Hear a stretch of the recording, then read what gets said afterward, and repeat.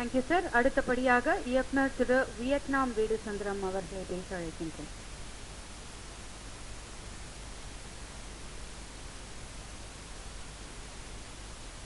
எல்லாருக்கும் வணக்கம். வாழ்த்த வந்திருக்கிற எல்லாருக்கும் என்னுடைய மாணவன் சார்பாக வணக்கம்.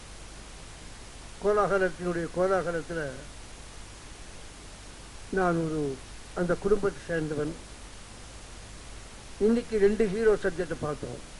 ஒன்று என் நண்பன் செல்வராஜ், இன்னொன்று பரணி. செல்வராஜ் எங்களுக்கு ரொம்ப வருஷமாக தெரிஞ்ச ஒரு நண்பன். அது மட்டும் இல்லை, எங்கள் எசுசுப்பையாவுடைய மாப்பிள்ளை. அந்த விதத்தில் கொஞ்சம் சுயநலம் உண்டு. கோலாகலத்தினுடைய விழாவில் நான் பேச வேண்டியது ஒன்று தான், வேறு ஒன்றும் இல்லை. தொலைக்காட்சி தொடர் ஆரம்பித்த காலகட்டத்தில் நான் முதல் ஒரு தொலைக்காட்சி தொடர் எடுத்த ஒரு பீரியட் ஃபிலிமை. அப்போ எனக்கு ஒரு அழகான சின்ன பையன் தேவைப்பட்டான். அப்போ தேடி பிடிச்சோம் திருச்சியிலிருந்து. அந்த பையனை கொண்டு வந்து ட்ரைனிங் கொடுத்து நல்லா ஓஹோன்னு வந்தான். வேறு யாரும் இல்லை, சுரேந்திரா. பிறகு சுரேந்திரா கிட்ட ரொம்ப பிரியத்தோடு எல்லாத்தையும் உன்னிப்பாக கவனித்து கற்றுக்கிட்டு போன பிறகு வேறு துறையில் தொழிலதிபரான நான் சந்தோஷப்பட்டேன். நாங்கள்லாம் இங்கே இருக்கோம், நீ வராது அப்படின்னு. ஆனால் திடீர்னு ஒரு நாள் ஃபோன் பண்ணி, இல்லை நான் திரும்பி இங்கே தான் வரப்போகிறேன் அப்படிங்கும் பொழுது கொஞ்சம் வியப்பாக இருந்தது. ஆனால் பிள்ளைய ஹீரோவை வச்சு நான் படம் எடுக்க போகிறேன், நானே எடுக்க போகிறேன். ஏன்பா யாராவது கூட இருக்க போகிறாங்க? ஒன்றும் வேண்டாம், அதான் உங்கள்கிட்ட கற்றுக்கிட்டேனே, அது போதும்.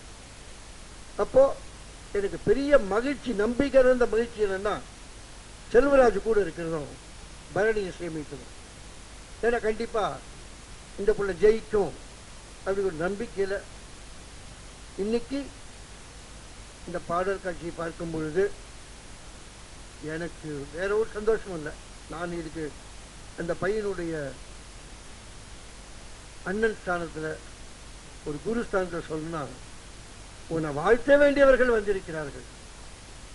எங்கள் எஸ்பிஎம் சார் இருக்கார், கேஆர் இருக்கார், இங்கே இருக்கிறவங்க எல்லாருமே உன்னை அப்படியே அடகாத்து கட்டி காப்பாற்றி இந்த படத்தை கொண்டு வந்து அதன் மூலம் மிகப்பெரிய வாழ்க்கையை கொடுக்கக்கூடியவங்கள்லாம் இன்னைக்கு மேலே வந்திருக்காங்க இல்லையா?